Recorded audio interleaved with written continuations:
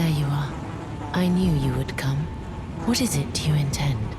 To deny us and our ways, like the dogmatic brutes of the Golden Order? What greater blessing could there be but to be born a deathbed companion? This build is all about death, death-rite birds, death sorceries, and those who live in death. It's been a while since I made a video about this build for a level 200 in New Game Plus, a super powerful build that gives you various attacking options, but some of you have been asking to make it for lower levels or even a new game build. So here in this video I will showcase a step by step building this character, grabbing the needed items and defeating bosses. Let's dive in. First off, I started with the Confessor class. There is a good balance in the stats and they are spread out decently in this class. The Deathbed Companion build mostly relies on intelligence, but I don't recommend choosing the Astrologer class because it is crucial to equip the Death's Poker as soon as possible, and to use that we need 15 strength, 17 dexterity and 11 intelligence. Therefore, Confessor class is preferred. I got to the gate front and let Milena introduce me to Torrent. Headed to the Waypoint Ruins and grabbed the gold pickled falfa, picked up the golden seed from the Stormhill Shack and talked to Radahn, then took the Smithing Stone and Morning Star in the Whipping Peninsula. Also went to the Third Church of America because Wonders Physic Flask was another must-have item. I think now you can guess my next destination. Yeah, I went to the Dragon Barrow to kill Greyol,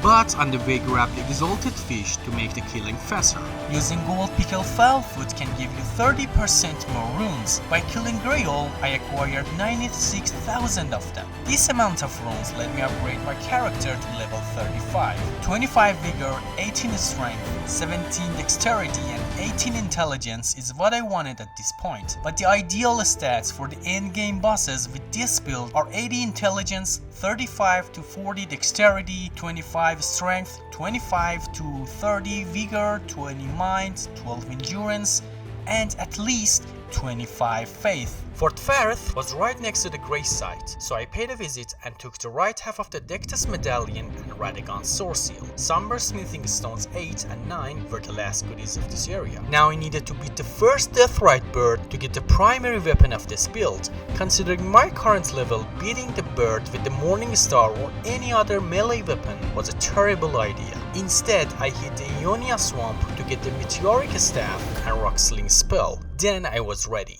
To kill the bird, climbed up the hill right next to it and started casting until there was no juice left. Then used the Morning Star for the final blow. This weapon had its moments, but now it will be retired for this build. Equipped with the Mighty Death's Poker, gave a good smack to this dude and then killed him because I needed his inner shard. Warrior Jar Shard boosts the attack power of weapon skills by 10%. This is the weaker version of what I used in the previous video, which was Alexander Jar Shard.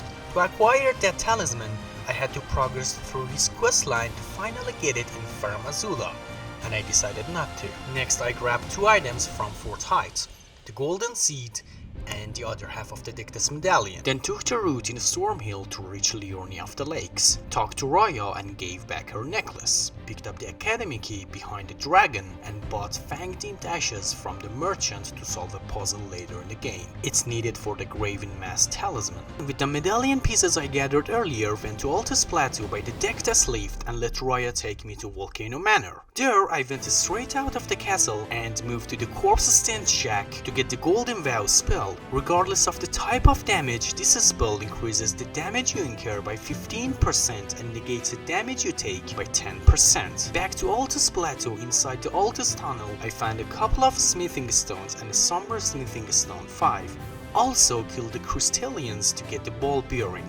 I went to EG to upgrade my weapon to +5. For the last thing to do before taking on Margit, killed the Earth Tree Avatar to get Magic Shrouding Tier for a 20% magic attack boost. Now it's the time for the first actual boss fight with this build. Buffed with Wondrous Physic and Golden Vow, Margit didn't last more than 4 hits. Put these foolish ambitions to rest.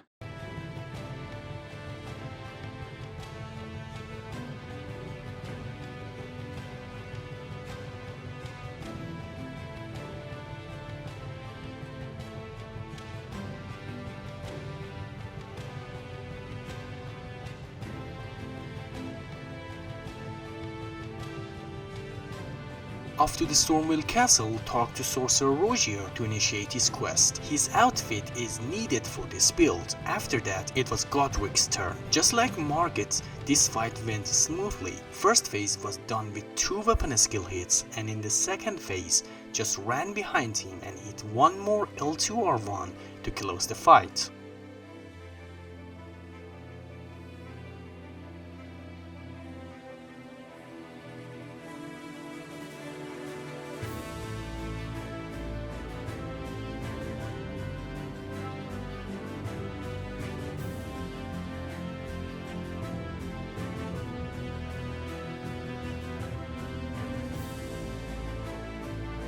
To progress Rogier's questline, touch the bloodstain in the lower part of the castle and went to the round table hall to talk about it with him. Then killed the black assassin behind an illusory wall in the black knife catacombs to get black knife prints. After this, Rogier got sick and was about to die. In the meanwhile, I spoke to Wari and did what he asked me to do. I invaded Magnus in Rite Blood Ruins, earned Summersmithing Stone 6, and upgraded my weapon. Went back to Wari, took the cloth, killed Wyke, soaked the cloth in the maiden's blood and came back to him again. Let him do his thing, and then I was in the Mohg Palace. With a very successful and secret plan, I grabbed the ancient dragon smithing stone. Then headed to Royal Lucari Academy. Before encountering the boss, took another talisman that was needed for this build. Graven School Talisman is a weaker version of Graven Mass Talisman, which raises the potency of sorceries by 4%. Also, I will get the stronger version later in the consecrated snowfield. Red Wolf moves and hits so fast, but the health bar is not on par with them, and with a few hits, the fight is over. Renala's first phase was not a big deal to talk about, but I admit I underestimated her in the second phase. Needed to be more careful and incur more physical damage instead of magic. On the second attempt, played better and beat her. Still, it wasn't as easy as I expected.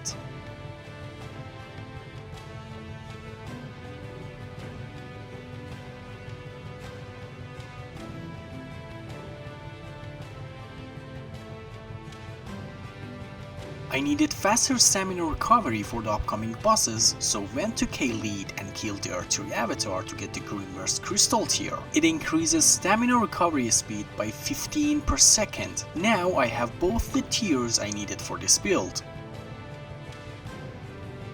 To get Ancient Rancor Call, the Deathrite bird in Liurnia must be killed. There are no special tactics for me when fighting these birds, except getting right next to the place where they land to take a decent portion of their health bar in one hit and be extra patient to wait until the attack chain in their combo ends and then fight back.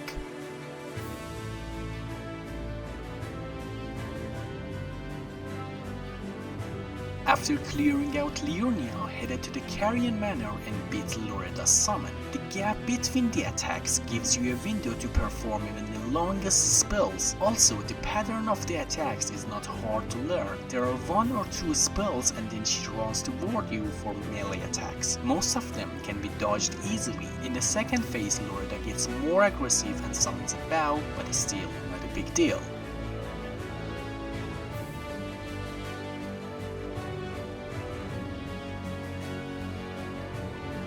During the jumping, you can even get under the horse and hit it with a quick R1.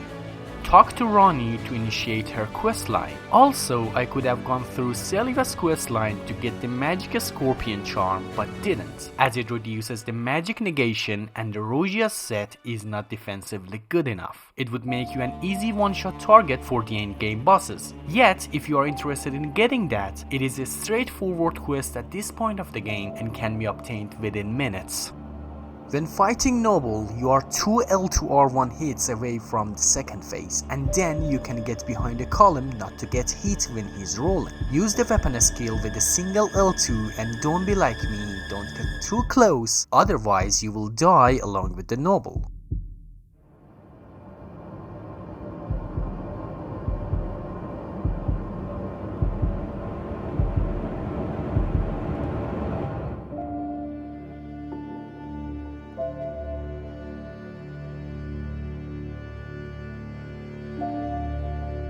After killing the noble, got the smithing stone 7 and upgraded Death's Poker to +10. Back at the round table hold, I checked on Rogier and thankfully he was dead and I could have his set, which buffs the skill of my weapons by 8%.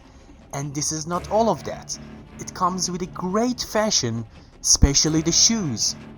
With a maxed out weapon, it was a good time to take on Radahn. To kill him, just needed to get close and hit him twice with the Ghost Flame Ignition.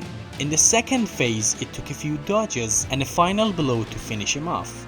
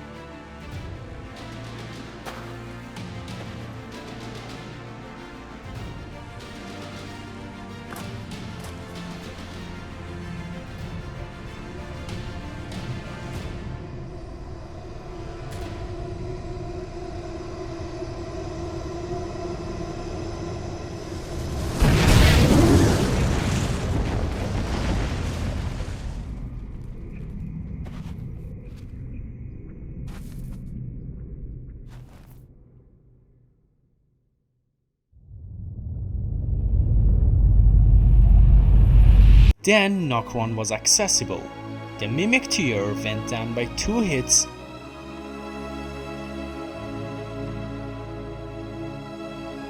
and the Regal Ancestor by 1.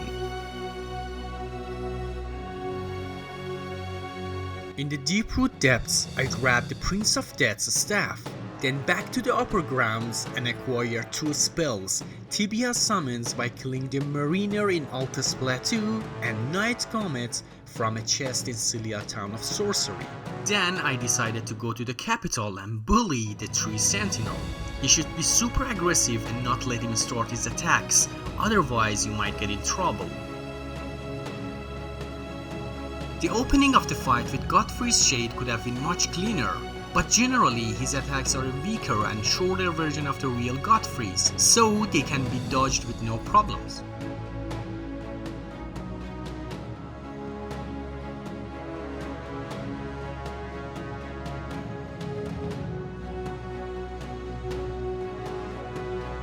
But more guys. The first thing is to quit the game and enter the arena again to have a better space for the initial damage. The fight was going on well till the second phase.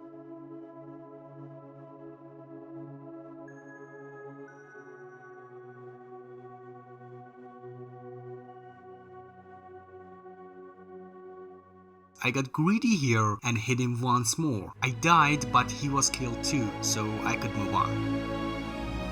Next, I wanted to head to the mountaintops, but before doing that, grabbed some smithing stones and upgraded my staff to +15.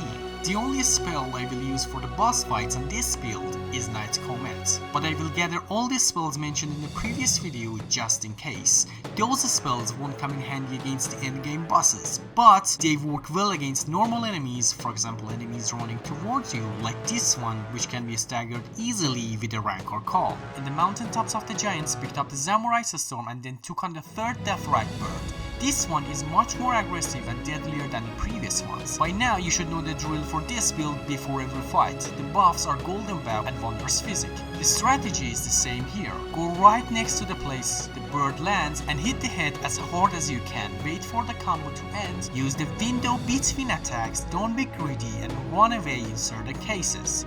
Killing this bird will get you Death Ritual Spear, which has the best long range weapon skill.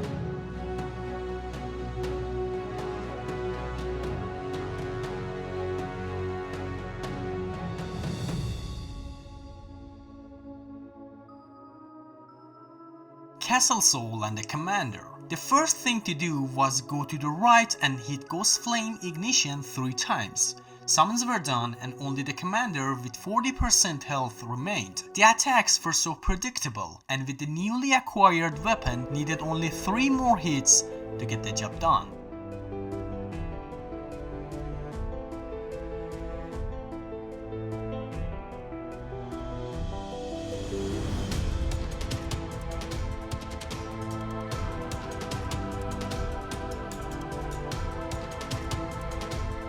Before the fire giant, I wanted to take care of Astel. The moves are various here. There's a laser beam at the start, then 2 slams with the tail creating explosive orbs, and then teleport and some other BS, but all can be dodged or escaped. This time I used Knight's Comets along with the weapon skills. The Knight sorcery mostly can't and won't be dodged by enemies or bosses, as they are semi-invisible according to the in-game item description, but the range is its downside. You must get close to hit the target.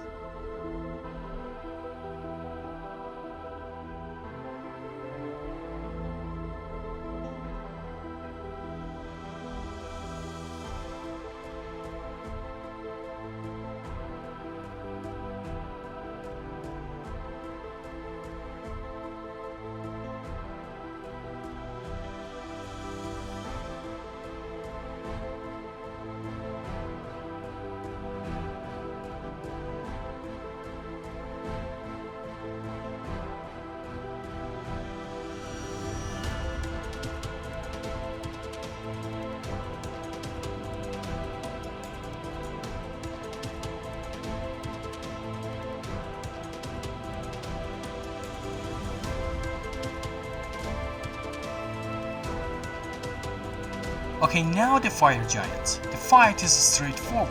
Get close, aim for his left foot, L2R1 twice, and the first phase is done.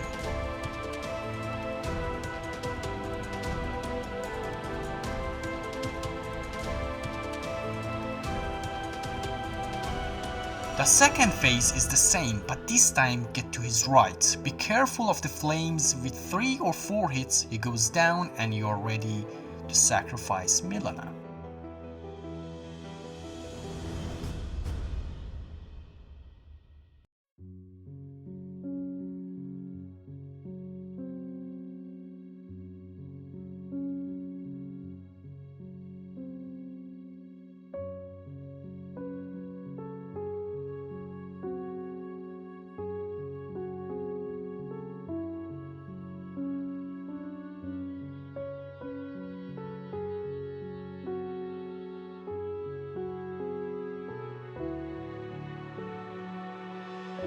I didn't use a sleep pot cheese for the duo, instead relied on the weapon skills again.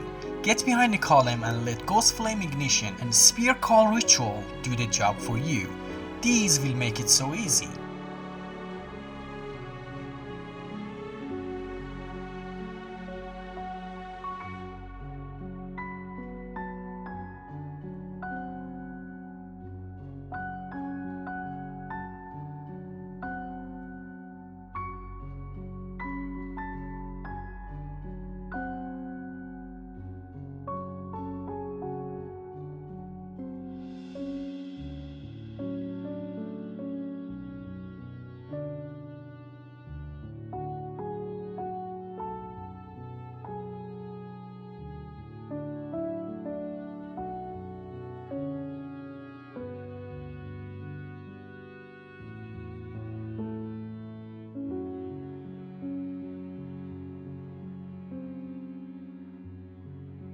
The last deathrite bird in the consecrated snowfield is not different from the one in the mountaintops, except it is a bit stronger. Something weird happened to me. During the fight, it flew up the hill, landed on the ground, and suddenly died. I didn't ask for it, but humbly accepted it. Killing it gets rewarded with explosive ghost flame, which requires 30 faith. I myself won't upgrade faith more than 25, but whenever I want to use this spell, I'll equip the 2-finger talisman to increase faith by 5. In the previous video, I put it up to you to choose between Prince of Death's Staff and Carrion Regal Scepter, as the numbers don't differ that much. I used both in this video, and again, I can say there's no significant difference, and yeah, It is up to you to choose. Went back to deep root depths, hugged Fia several times to feel her warmth, then ignored her feet and entered into her dream when she was asleep.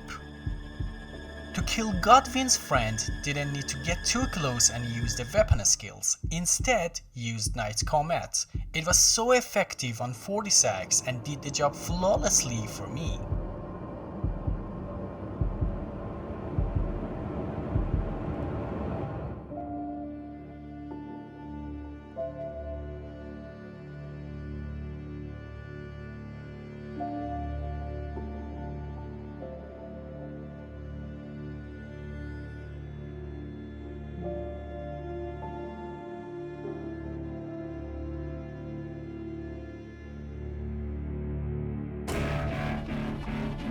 To prepare for killing Mohg, I needed the Purifying Crystal tier to resist his Bloodborne ritual. Knight Comet did most of the job in this fight, casted it several times and then used Ghost Flame when the countdown started.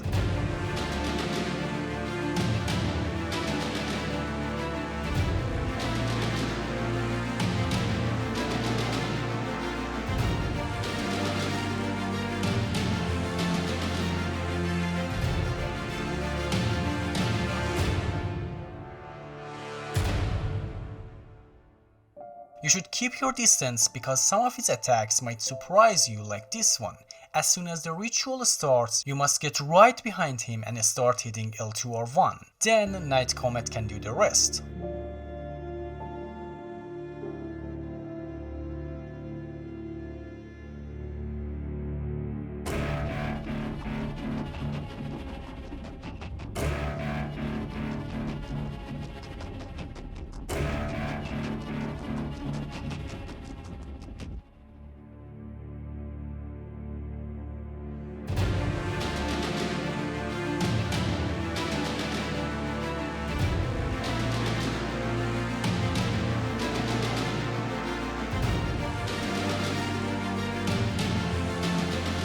It goes the same for Maliketh. A combination of Ghost Flame Ignition and Night Comet makes it so straightforward.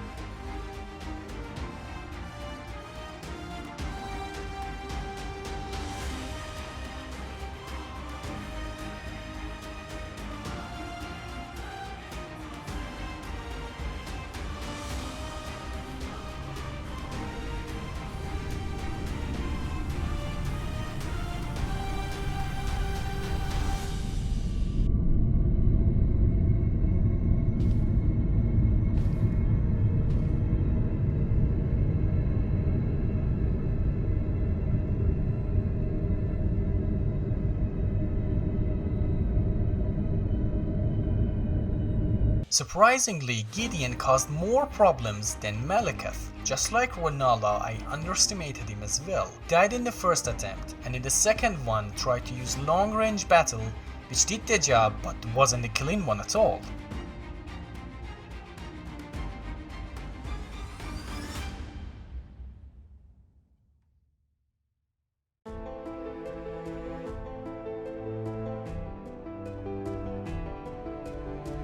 The damage that the remaining bosses could incur was not something I could survive from, so grabbed the last talisman of this build, Dragon Crest Great Shield, to reduce the taken physical damage by 20%. There are 4 lightning strikes at the beginning of the fight with Placidusax, which give you enough window to cast Night Comet and then get close to the tail and use Ghost Flame, and the first phase is over.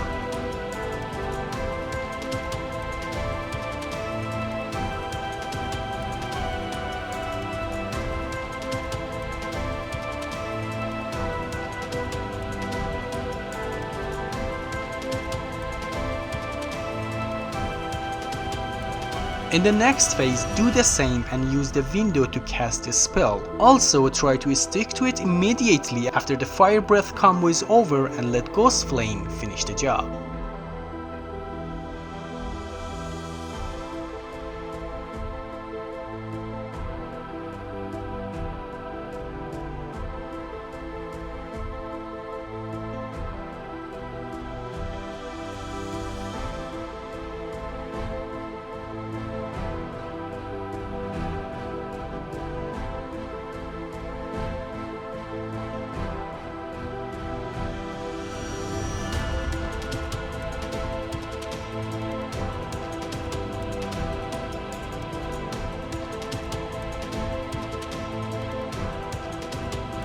The strategy for me to kill Godfrey was getting to the second big carving on the ground and L2R1 once, cast Night Comet, Ghost Flame again, and one more casting.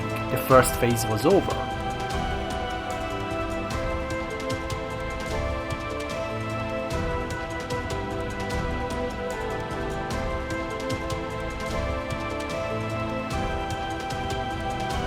In the second one, only used Night Comet when there was a window.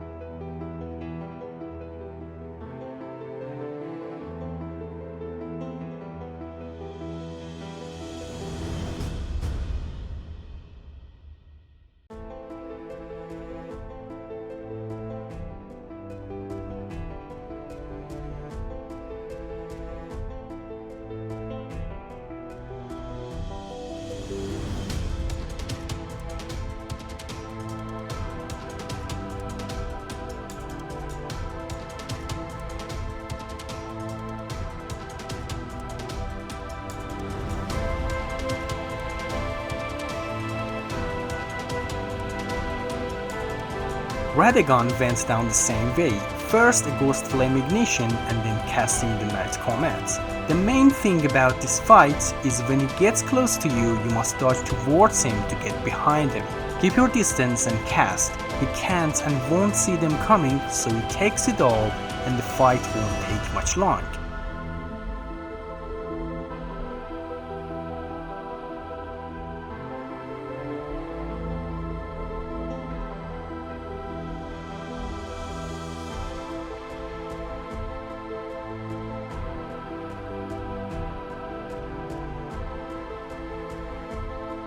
For the Elden beast, the go-to attack was the Ghost Flame.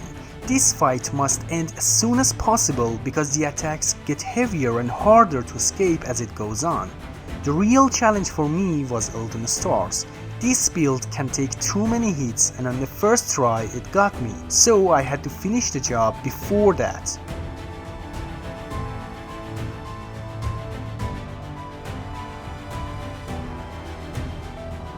I needed another chance to make it happen.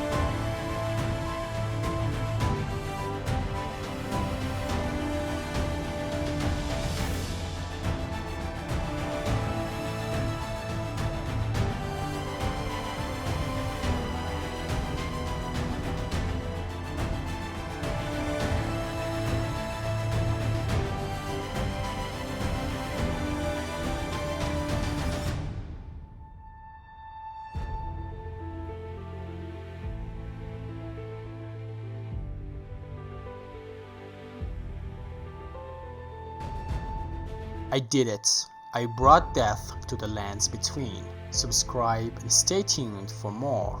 This is goodbye, my dear, but I am satisfied.